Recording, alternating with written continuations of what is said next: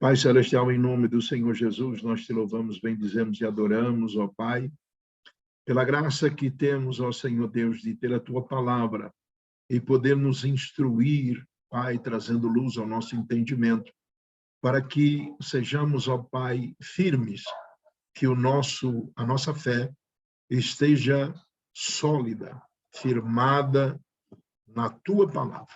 Graças te damos, ó Senhor Deus, por toda a obra do Espírito Santo que tem trabalhado em nossas vidas. Te convidamos, Senhor, Senhor que criou os céus e a terra, Senhor que chamou Abraão para ser seu servo, Senhor que fez maravilhas na terra, nós te convidamos para estar conosco aqui nesta obra. Pedimos a operação do Espírito Santo em todos os corações, em todas as casas, em nome do Senhor Jesus, a fim de que esta palavra ilumine estes corações, os nossos corações, pela operação do Teu Santo Espírito, em nome de Jesus. Resistimos a toda obra das trevas, expulsamos todo espírito imundo e declaramos que servimos ao Deus vivo, que criou os céus e a terra, que entregou Jesus para nos salvar. Graças te damos, em nome de Jesus. Amém. Então, meus irmãos, encerrando a lição número 4, nós vamos no primeiro texto, ele se encontra em 2 Pedro, capítulo 1, versos 16 em diante. Eu vou fazer a leitura, são poucos versos. Diz o seguinte: porque não vos fizemos saber a virtude e a vinda de nosso Senhor Jesus Cristo, seguindo fábulas artificialmente compostas, mas nós mesmos vimos a majestade, a sua majestade. Porquanto ele recebeu de Deus Pai honra e glória, quando da magnífica glória que lhe foi dirigida, a seguinte voz: este é meu filho amado, a quem me tenho comprazido. Verso 18. E ouvimos esta voz dirigida do céu, estando nós com ele no Monte Santo. E temos muito firme a palavra dos profetas, a qual bem fazeis em estar atentos, como uma luz que alumia em lugar escuro, até que o dia esclareça e a estrela da manhã, ou estrela da alva, apareça em vosso coração. Sabendo primeiramente isto, que nenhuma profecia da Escritura é de particular interpretação, porque a profecia nunca foi produzida por vontade de homem algum, mas os homens santos de Deus falaram, inspirados pelo Espírito Santo. Amém, glória a Deus. Então, antes de nós começarmos a falar acerca de cada verso, eu preciso fazer uma ilustração da razão pela qual esta carta foi escrita por Pedro, esta que já era a segunda. Esta carta foi escrita aos gentios, né? Porque eles estavam sofrendo, isso aqui é início dos tempos, seja lá anos 60, ou outros dizem 46 depois de Cristo, a gente não sabe ao certo, mas era início da igreja, né? Igreja primitiva, era o início dela, e sempre a igreja sofreu ataques, né? A igreja sempre sofreu a ação do maligno para fazer com que as pessoas fossem, vamos dizer assim, atrapalhadas na sua fé, ou fazer de uma forma que elas ficassem confusas. Então, o inimigo sempre trabalhou nisso, até hoje é igual, viu? Não tem por isso que a palavra ela é viva, ela é eterna. Então, o que acontecia lá no passado continua acontecendo nos dias de hoje. Então, está cheio de falsos profetas, de pessoas que estão interessadas apenas em fama ou numa forma de se enriquecerem, sei lá. O fato é que elas existem e, naquele tempo, existiam alguns que afirmavam né, entravam nas igrejas e ensinavam. Isso não está se tratando de pessoas que sentavam no banco, não. Estava se tratando de pessoas que tinham uma certa influência, senão também provavelmente não deixariam essas pessoas falarem. Mas, de qualquer forma, eles entravam nas igrejas, né, e diziam que, além de Cristo, para a salvação era necessário que eles conhecessem o gnoses, ou seja, estes eram que procuravam introduzir a filosofia do gnosticismo, ou seja, uma vez que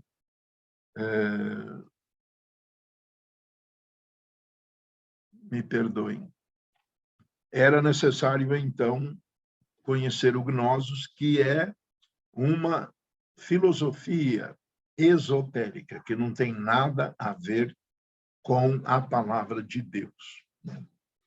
Então, quer dizer, Jesus Cristo já não era mais o suficiente, quer dizer, o sacrifício dele não era suficiente para nos dar a salvação. Então, isto realmente é uma loucura. E também, além dos gnosticistas, existiam os antinominianos, perdão, que eram aqueles que também ensinavam algo que não tinha nada a ver com a palavra, que é, uma vez que a salvação é pela graça, então não havia necessidade alguma deles terem um caráter moral correto. Ou seja, poderiam levar a vida de pecados, de desonestidades, porque a salvação era pela graça. Então, eles levavam uma vida certamente toda errada. Então, Pedro, ele se levanta e escreve a estes gentios, né, para que eles se fortalecessem na sua fé. Então, voltando, início da igreja cristã, lá pelo ano, sei lá, 60 e pouco, depois de Cristo, vêm e se introduzem homens com filosofia do gnosticismo e os antinominianos, que diziam a salvação é pela graça, então nós podemos pecar. Hoje é igual, viu, irmãos? Tem muita gente que pensa que, por ser cristão e que está na época da graça, então eles podem pecar. E é isto que Pedro vem e refuta, né? Ele se levanta contra nesta palavra. E então, vamos começar a partir do verso 16, que diz o seguinte: porque não vos fizemos saber a virtude e a vinda de nosso Senhor Jesus Cristo, seguindo fábulas artificialmente compostas, mas nós mesmos vimos a sua majestade. Então, Pedro está se declarando aqui uma testemunha de Jesus Cristo, uma testemunha do seu poder, da sua glória e também do momento em que Deus fala, quando eles estavam no monte, fala que este é o meu filho amado, em quem me comprazo.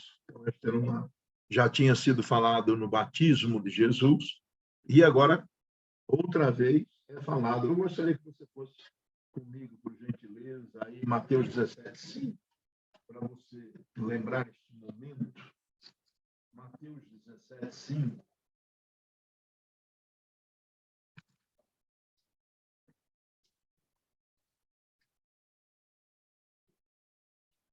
Ele diz o seguinte: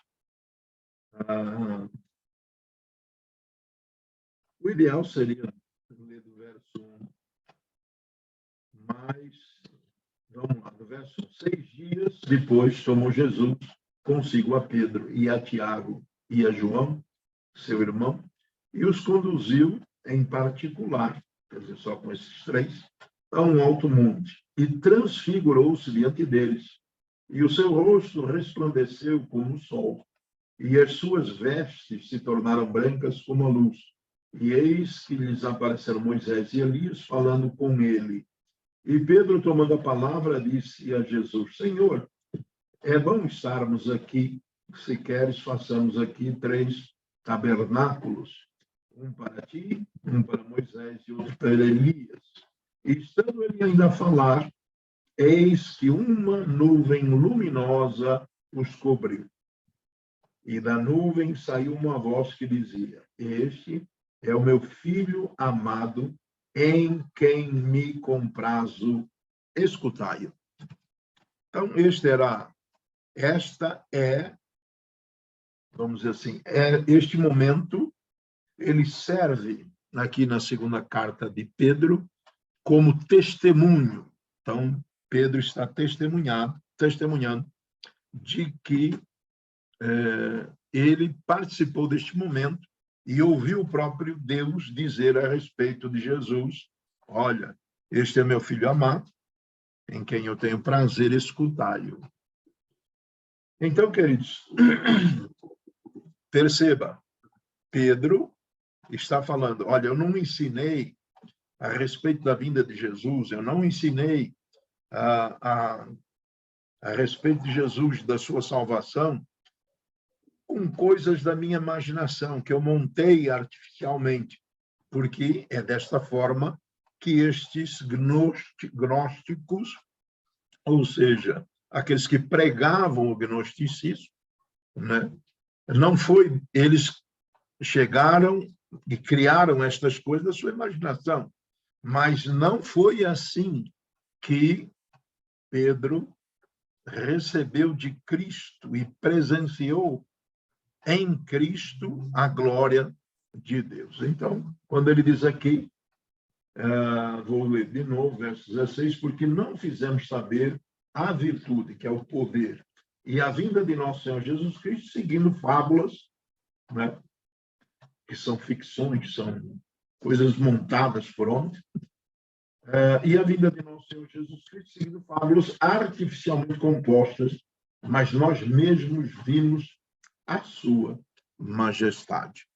Então, eles presenciaram, né, este momento, mas não foi só isso. Eles presenciaram toda a história de milagres e também dos ensinos que Jesus realizava, né? Os milagres, os ensinos, tudo que Jesus fez, eles acompanharam. Verso 17 diz: porquanto ele recebeu de Deus Pai honra e glória, quando da magnífica glória lhe foi dirigida a seguinte voz: este é o meu filho amado, em quem me tenho comprazido.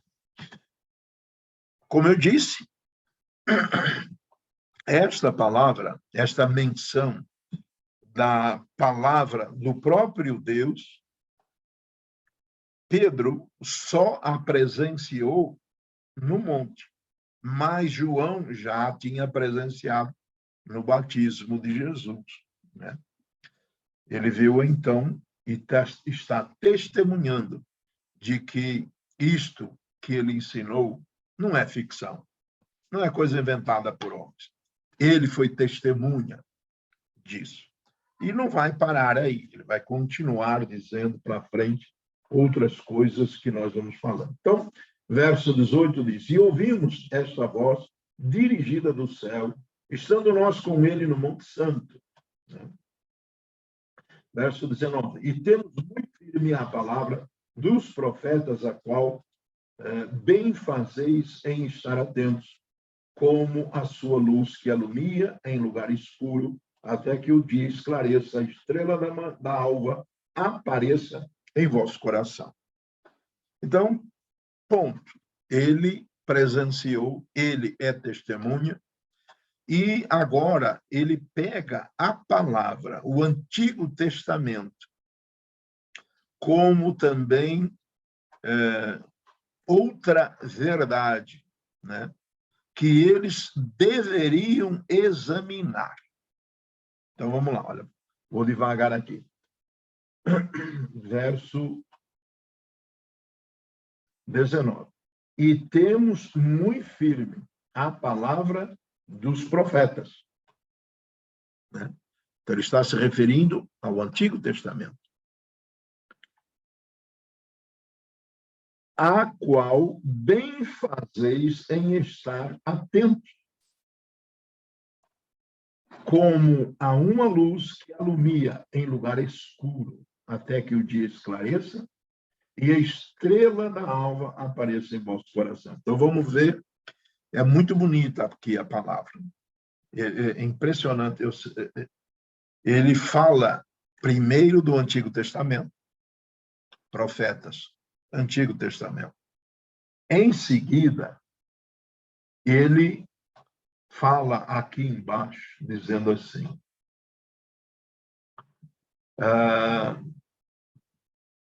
como a luz que alumia em lugar escuro. Ou seja, no tempo passado, no Antigo Testamento, a profecia funcionava com uma luz que alumiava, mas que não tinha aquela, não é como um holofote, é uma luz de candeeiro.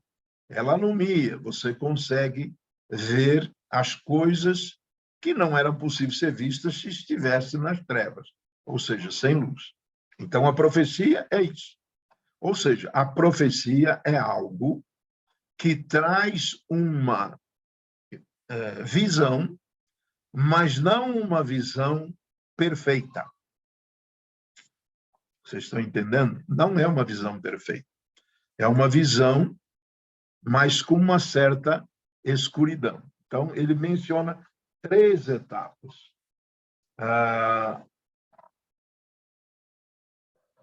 Até que o dia esclareça.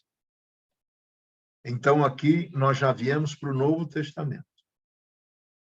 Jesus já tinha vindo, Jesus já tinha ministrado a palavra, Jesus já tinha feito os milagres, e aqui os seus discípulos já estavam ensinando aquilo que aprenderam, naturalmente, pelo poder do Espírito Santo.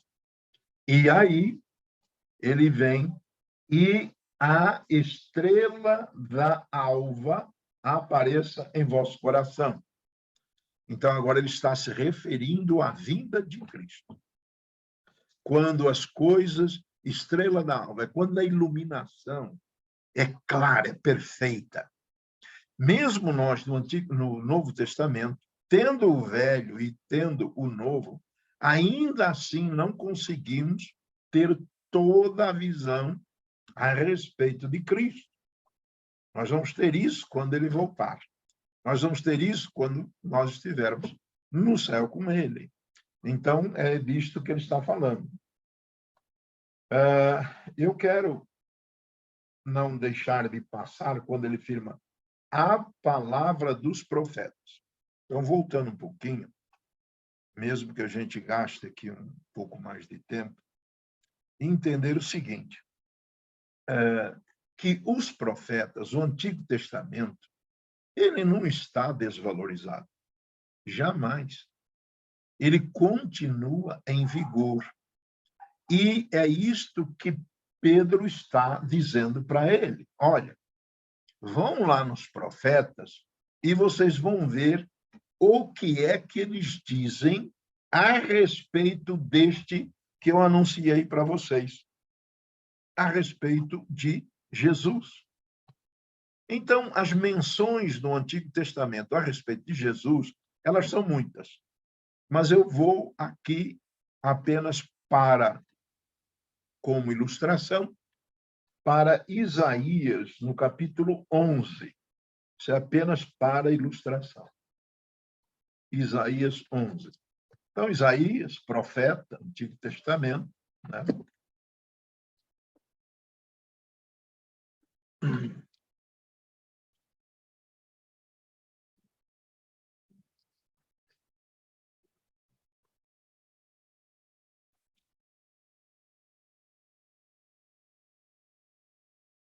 Então, aqui pelo menos os primeiros 16 versos, nós não vamos ler todos, mas vamos ler alguns. O verso 1 diz, no capítulo 11, Isaías, verso 1. Porque brotará um rebento do tronco de Jessé, e das suas raízes um renovo frutificará. E repousará sobre ele o Espírito do Senhor, e o Espírito de sabedoria e de inteligência, e o Espírito de conselho e de fortaleza, e o Espírito de conhecimento e de temor do Senhor. E deleitará-se-á no temor do Senhor, e não julgará segundo a vista dos seus olhos, nem repreenderá segundo o ouvir de seus ouvidos, mas julgará com justiça os pobres e repreenderá com equidade os mansos da terra, e ferirá a terra com a vara da sua boca, e com o sopro dos seus lábios matará o ímpio. Então, aqui está falando sobre Jesus. Aí, se você continuar, você vai ver que é Jesus. Só que dá a luz, mas uma luz que não traz uma visão clara, né? No Novo Testamento, então, quando a gente pega e lê, né, o Novo Testamento vai ter, então, uma visão muito mais clara, mas não o suficiente ainda. Nós não vamos saber o todo. Tem coisas que serão reveladas só a partir da vida de Jesus. Então, profetas falaram sobre Jesus. Então, voltamos agora ao início da nossa ministração. Então, estava existindo alguém, grupos, se infiltrando nas igrejas, dizendo, olha, não só Cristo é o suficiente para vocês terem a salvação, vocês precisam de algo mais. Já falei o que é, então vamos deixar por aí. E então, Pedro, como eu disse, ele refuta isso e diz, eu não estou fazendo como eles. O que eu disse para vocês, eu sou testemunha, eu vi, eu presenciei os milagres dele, eu presenciei o próprio Deus falando, este é meu filho. Então, quem se atreve a duvidar da palavra de Deus? Mas, caso existisse alguém que não confiasse no próprio Pedro, no seu testemunho, então ele está dizendo, vai lá nos profetas, leia direitinho no Antigo Testamento e você vai ver se não estão falando da mesma pessoa de Jesus Cristo. Amém, igreja? Então é isso. E aí, verso 21, ele diz, verso 20, sabendo primeiramente isso, que nenhuma profecia da Escritura é de particular interpretação. Ou seja, tudo quanto está escrito no Antigo Testamento, né, porque está se referindo a quem? Aos profetas. Aqui, profetas do Antigo Testamento. Porque do Novo, aí era Pedro, João, Tiago, né, Paulo, etc. Mas ele está se referindo ao Antigo Testamento. Então, não é de particular interpretação. Ou seja, se você pensar um pouquinho comigo, você vai ver que o Antigo Testamento ele foi escrito, não foi de uma só vez. Passaram-se séculos para que tudo ficasse completo.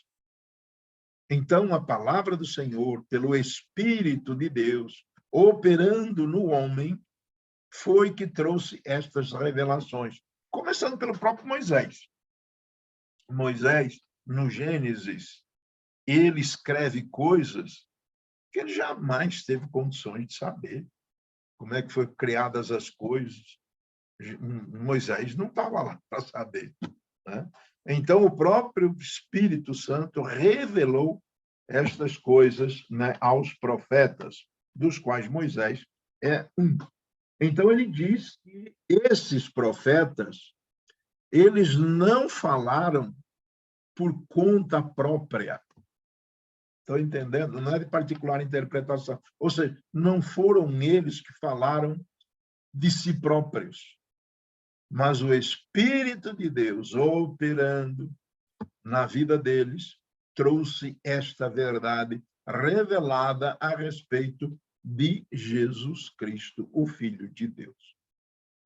Amém? Ok.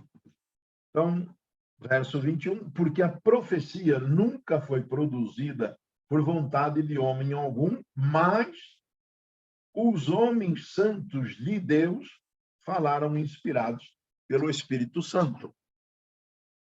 Então, é isto que está dizendo, é isso que muita gente fala, não, foi escrito por homens. Foi, com certeza. Só que aquilo que foi escrito por homens, aqui diz que eram homens santos, que, através da ação do Espírito Santo, receberam as revelações, as profecias, as quais eles expuseram nos livros do Antigo Testamento.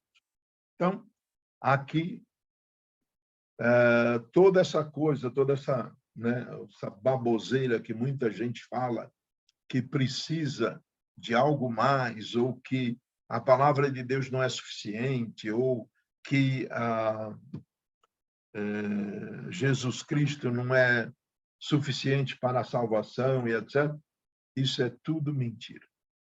Agora, os antinominianos, que eram aqueles que dizem, bem, a salvação é pela graça, então eles praticavam, vamos dizer assim, eu tenho fé que estou salvo, então se eu pecar não tem problema. E viviam nossa vida pecaminosa.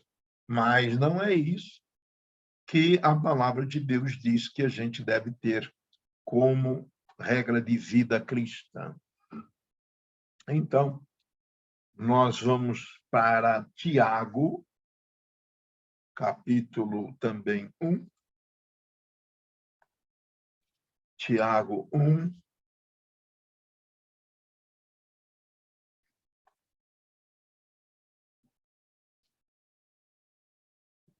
E agora os versos são de 19 a 27.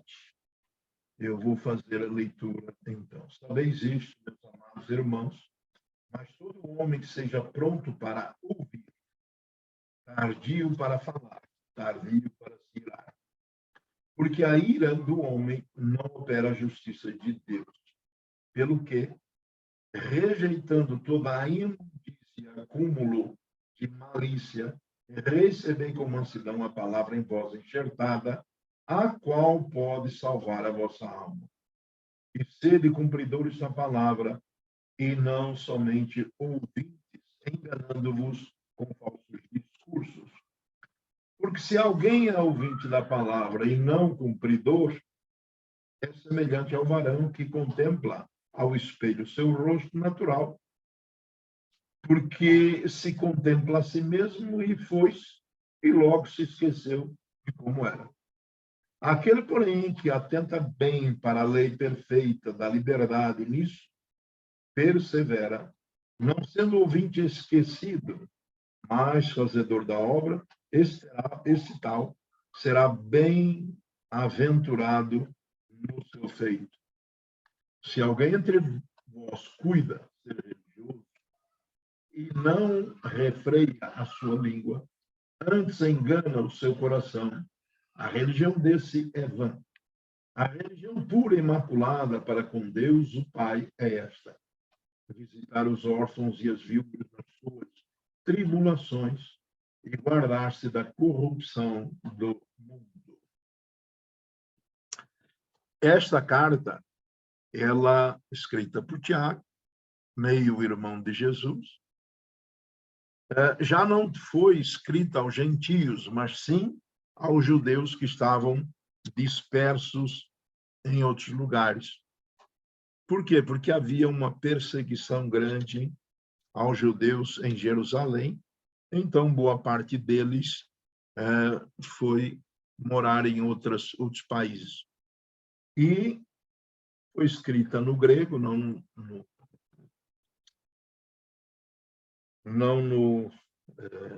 no hebraico, justamente porque nessas áreas a língua que era praticada era a língua grega. Muito bem. Então, a questão desta palavra, ela tem como propósito, vamos dizer assim, que Tiago ataca é não ser ouvinte só da palavra. Então, você vê como a palavra é atual. Tem muita gente que é só ouvinte, mas não praticante.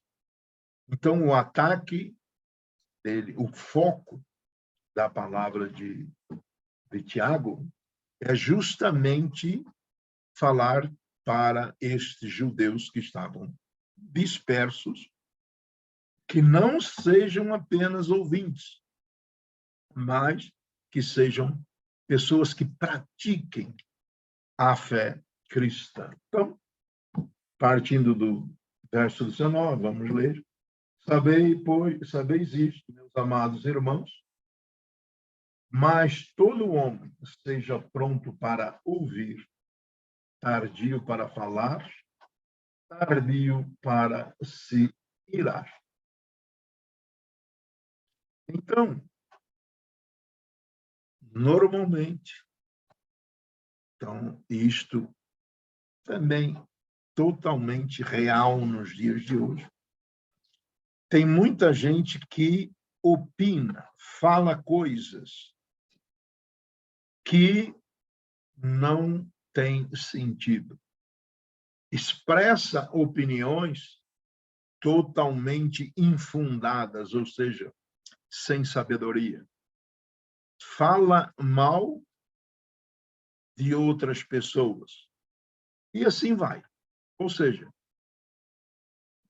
deveriam ficar caladas. E é isso que ele está se referindo. Olha, ouça. Fala pouco. Quando fala embasado. Fala com sabedoria. Fala com conhecimento. Então, hoje em dia, o que se fala? Quantos dão opiniões? Eu acho assim.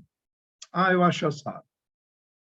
Aí se prega uma palavra e a pessoa, não é bem assim.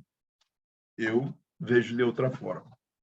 Então, na verdade, amados, quem fala sem sabedoria e expressa ou dá um pitaco, né, de uma coisa e essa opinião, ela não é sábia, ela não é real, ela não tem fundamento, então ela atrapalha muito mais do que ajuda. Porque ela serve para desmotivar aqueles que estão ainda com uma força fraca, que ainda não estão totalmente firmes, né, no Evangelho. Não tem a segurança. Porque a gente não vive um Evangelho porque a gente está convencido. Não. A gente vive um Evangelho porque está totalmente fundamentado, como nós acabamos de ouvir. Então, a fé nossa é em Jesus Cristo. Por quê? Porque este é o Filho de Deus. Porque este é o que desceu do céu e trouxe a palavra do Pai. Então, não existe ninguém mais capaz que nos revelou como Deus era, o que Deus pensa, né? O querer de Deus. Não existe ninguém que tenha condição de fazer isso, porque não viveu com Deus, não esteve no céu com Deus. Jesus esteve. Então, de diversas formas, nós temos a nossa fé está fundamentada nesta palavra que nos dá todas essas informações. Então, uma pessoa que emite opiniões sem estar totalmente convicta, né? Você não está firmada, não tem o conhecimento suficiente na palavra, certamente ela vai estar atrapalhando muito mais do que ajudando. Então, aqui nós ouvimos Tiago dizendo: cuidado, segura a língua, Toma cuidado o que você fala. Porque nas ministrações de libertação a gente fala muito isso. A palavra é semente, a palavra tem poder, a palavra mexe com a vida das pessoas, queiram elas ou não. Né?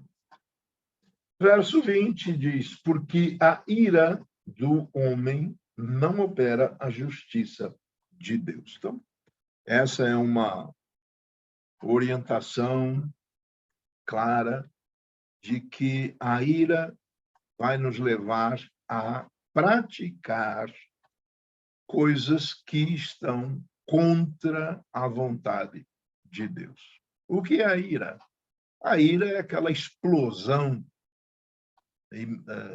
instantânea que, né, vem ao homem e ele explode. E ali é quando a fazenda não tem porteira, né? Modo de dizer. Sai o que não deve. A ira é, vamos dizer assim, em Tiago, no capítulo 3, ele fala isso mais claramente. Quando isto acontece, o diabo encontrou uma porta para inflamar a vida daquela pessoa, para que aquela pessoa jogue para fora palavras que ele mesmo, o diabo, o inferno, está no capítulo 3 de Tiago, ele trouxe ao coração daquela pessoa para que aquilo, através daquelas palavras, ele receba o direito de agir contra a vida envolvida nessas palavras. Então, novamente, lendo, porque a ira do homem não opera a justiça de Deus. Um homem irado, né, tem que procurar segurar a onda, ficar calado. É o melhor caminho. Procurar não abrir a boca. Porque o que ele vai falar, Deus não está nisso.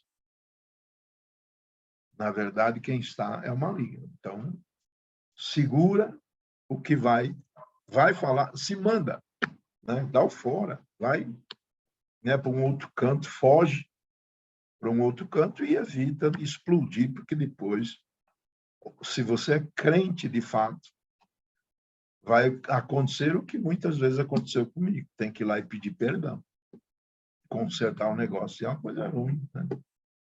Então, a melhor coisa, ou fecha a boca ou se manda para não falar. Então, a ira não produz a justiça de Deus, não produz coisas que Deus aprove. E aí, depois vem, verso 21, pelo que, rejeitando toda a imundícia e acúmulo de malícia, recebei com mansidão a palavra em voz enxertada, a qual pode salvar a vossa alma. Então, aqui ele está falando de uma pessoa que é muito interessante esta fala, porque foi escrita para os judeus. E dá a entender que eram judeus que não estavam muito, vamos dizer assim, não estavam tendo uma vidinha lá muito certa, porque este tipo de procedimento é um procedimento de pessoas que eram gentias. Ou seja, quando ele fala de palavra enxertada, é a palavra que penetrou o coração daqueles que eram maus. Né? A palavra ela veio em nós, a nossa natureza era má. A palavra entrou como um enxerto. Né? Quem não sabe o que é enxerto, então numa árvore, você pega uma vara e corta ela e a parte que você cortou, você abre no meio, encaixa um outro pedaço de uma outra. Né? Você está falando, vamos dizer assim, que você tem um limoeiro e você quer laranja, então você corta uma vara do limoeiro, faz um racho na vara de baixo e pega um pedaço de uma vara da laranjeira e espeta no limoeiro. Aquela vara laranja vai passar a produzir laranjas. E se outras houverem de limão, vai haver limão e vai haver laranja. Então, a verdade é que a nossa natureza era má para valer. E aí a palavra de Deus veio para mudar a nossa natureza maligna. Né? Então, a palavra enxertada, que veio para a nossa salvação. Então, você veja, ele diz, pelo que, rejeitando toda a imundícia como de malícia. Então, uma pessoa que vem da prática do mal. É uma pessoa que vem do mundo. Né? Então, isso precisa ser retirado. Rejeitado é tirado fora. Né? Então, pelo que, rejeitando toda a imundícia e acúmulo de malícia,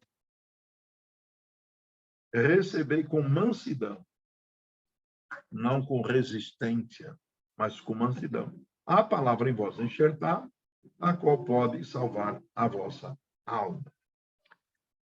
E sede cumpridores da palavra e não somente ouvintes, enganando-vos com falsos discursos.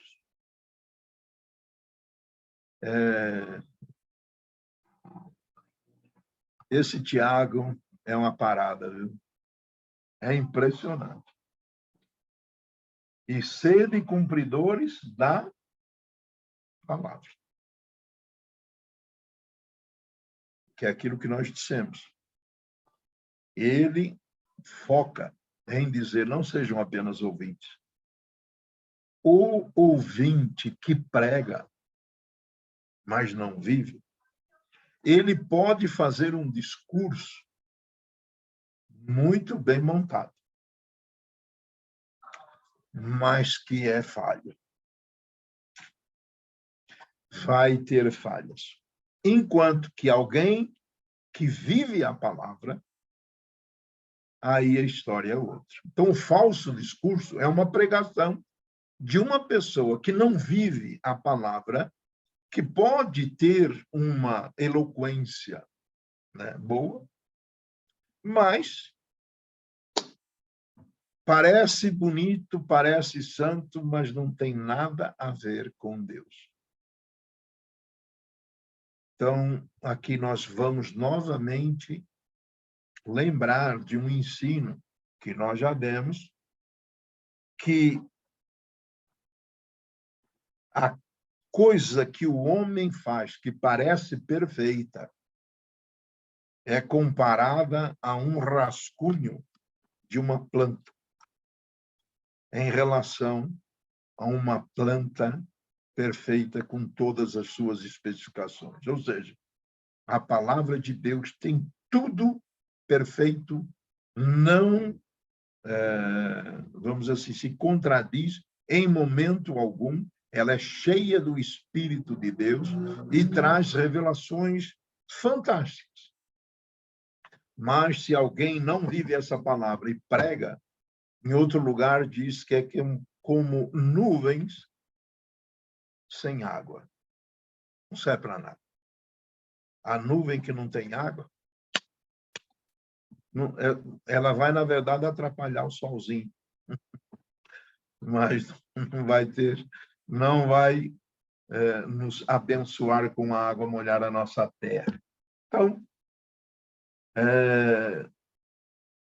é necessário que o homem de Deus, a mulher de Deus, se livrem de tudo aquilo que é pecaminoso.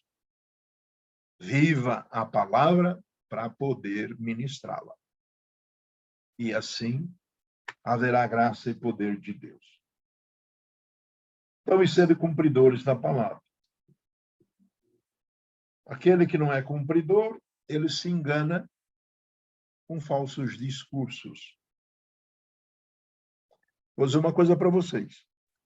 Eu creio, sinceramente, que vocês, ouvindo uma palavra, que tem falhas, eu creio que a nossa igreja sabe diferenciar se aquilo é de Deus ou não é. Ela não, eu penso assim, eu creio nisso, que ela não vai se enrolar com falso discurso. Ela conhece. E eu digo isto com base na própria palavra que diz: as minhas ovelhas me conhecem, elas ouvem a minha voz e sabem que sou eu. Então, quem é ministrado com a verdade, quando ouve uma mentira, o ouvidinho dele faz a distinção. Ele prova a palavra. Então, aqui, estes que diz aqui, né? Porque se alguém é ouvinte, verso 23, porque se alguém é ouvinte da palavra e não cumpridor, é semelhante ao varão, desculpa, antes. Ou é isso? Deixa eu ver. Verso 22. E sede cumpridores da palavra e não somente ouvintes, enganando-vos com falsos discursos. Quando ele diz enganando-vos, é um enganando o outro. O outro enganando um. Porque não vivem a palavra, então fica aquela coisa. Aquela coisa de elogios, aquela coisa que parece que é, mas não é, que nem Denorex. Parece que é, mas não é. Então, enganando-vos uns aos outros. A palavra deve ser ministrada, né? E entendida, mas vivida. Eu creio que a nossa igreja está nesse caminho. Ok. Verso 23. Porque se alguém é ouvinte da palavra e não cumpridor, é semelhante a um varão que contempla ao espelho o seu rosto natural, porque se contempla a si mesmo e foi-se, e logo se esqueceu de como era. Ou seja, muito claro, a pessoa que olha no espelho, ela se vê a si própria.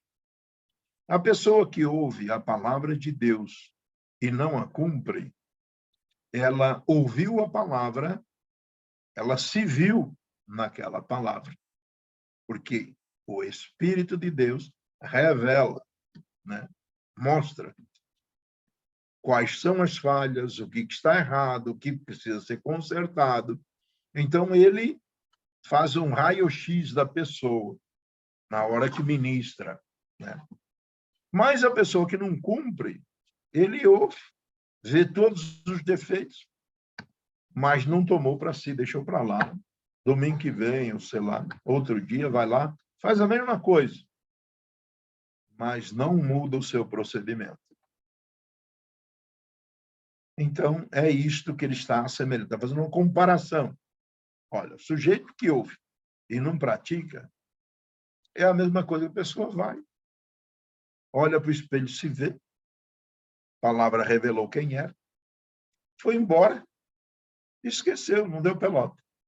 Está dizendo o seguinte aqui, olha, quando você ouvir a palavra e ela chamar a sua atenção, então você pega, se corrija, porque aí você passa a ser praticante da palavra.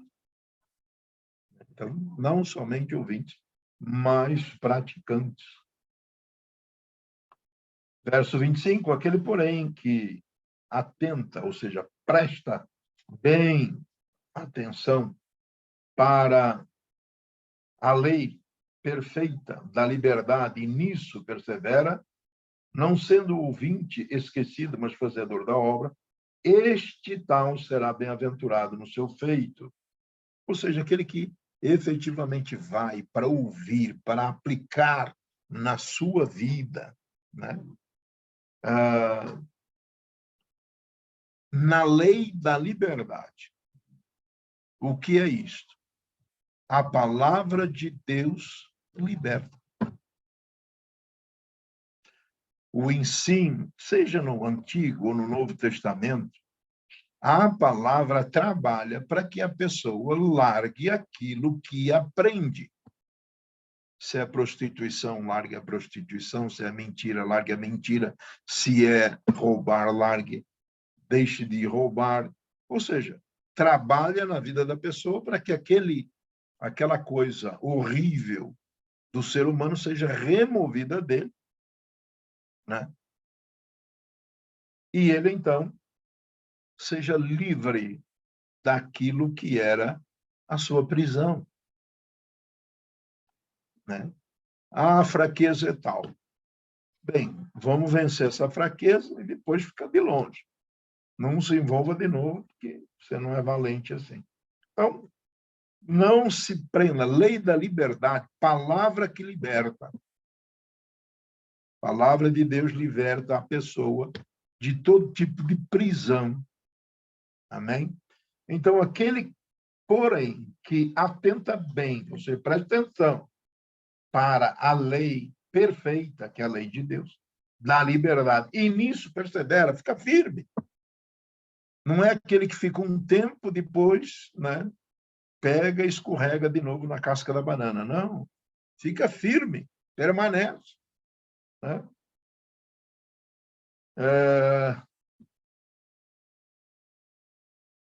Não sendo o ouvinte esquecido, mas fazedor da obra, esse tal será bem-aventurado o seu feito. Então, aqui mostra claramente que é necessário ouvir a palavra constantemente. Vou lhe mostrar, preste atenção. Não sendo ouvinte esquecido. Não é ouvir a palavra uma vez. Não sendo constante. A pessoa que ouve a palavra constantemente, ou seja, se alimenta desta palavra. Como eu já disse, eu estou falando de mim mesmo. Eu leio um texto, né, procuro entender, aplicar, mas se eu deixar isso, ficar muito tempo sem ouvir, eu esqueço. Então, é necessário que eu continue ouvindo. Então, novamente, não sendo ouvinte, pessoa que ouve constantemente, não sendo ouvinte esquecido, mas fazedor da obra, esse tal será bem-aventurado no seu feito. Ou seja, esse tal, Deus aprovará a sua obra. Então, vou falar de novo.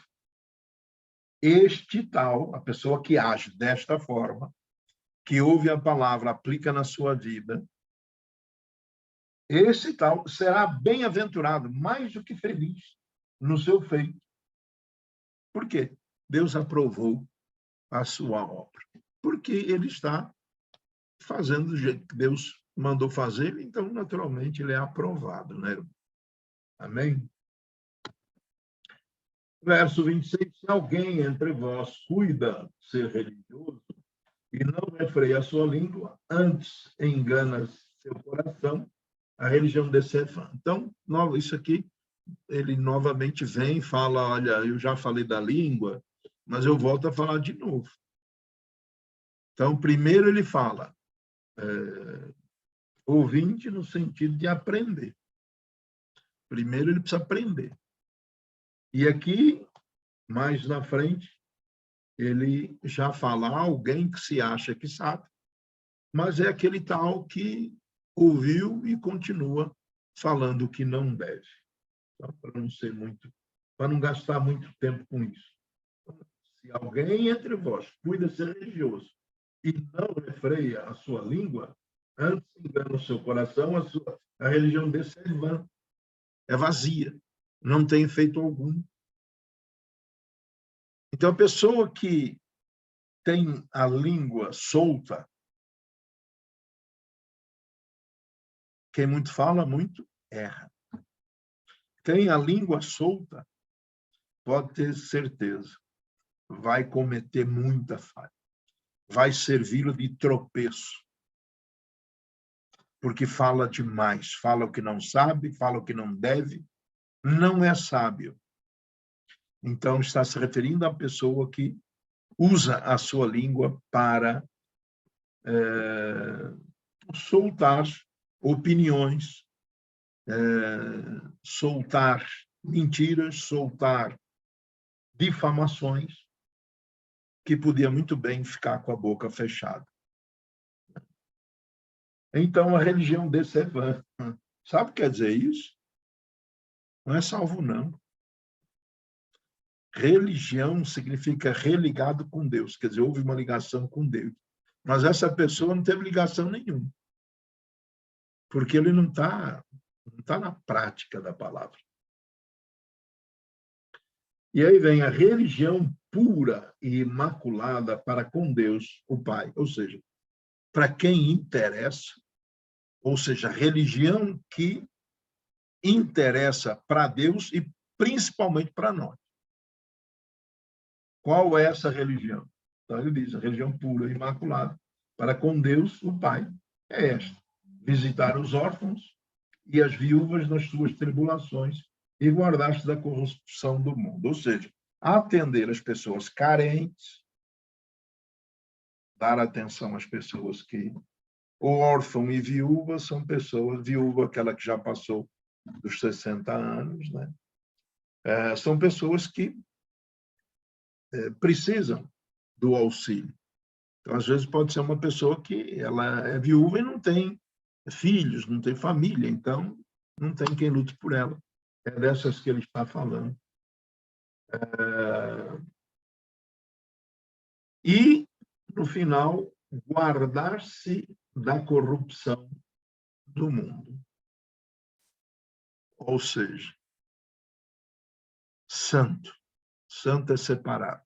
Separado é não praticante do que o mundo ensina. Ou seja, deve ser praticante da palavra, que é o que ele estava dizendo até agora. Então é isso, queridos. Louvado seja Deus pela palavra do Senhor. Então, como é que a pessoa pode ser cristã e viver na prática do pecado? Está totalmente fora da palavra. Como que ele, na prática do pecado, pode pregar a palavra? É discurso falso. Então, o que precisa é separar-se do mundo, segurar a língua, ser comedido nas palavras, estar devidamente fundamentado na palavra de Deus. Por quê? Porque fala com segurança, tem tranquilidade para falar, porque fala com conhecimento, logo a sua fé é inabalável. Amém, crianças? Glória a Deus. Se alguém tiver perguntas, eu vou desligar aqui. Vamos orar. Vamos orar então. Querido Deus e Pai, em nome do Senhor Jesus, bendizemos a Ti, Senhor da glória. Eu peço a Ti, ó Pai, em nome de Jesus, que esta palavra seja, ó Pai, gravada nos corações dos Teus servos, de tal forma que seja impossível de removê-la. Estes, ó Deus, que constantemente têm dedicado, ó Pai, o seu tempo a aprender a Tua palavra para poder vivê-la e assim ter uma vida abençoada. Louvado seja o Teu nome, que a Tua graça, Senhor, venha sobre eles e esta revelação dada pelo Espírito Santo produza cada vez mais luz no coração de cada um. Em nome de Cristo Jesus. Amém.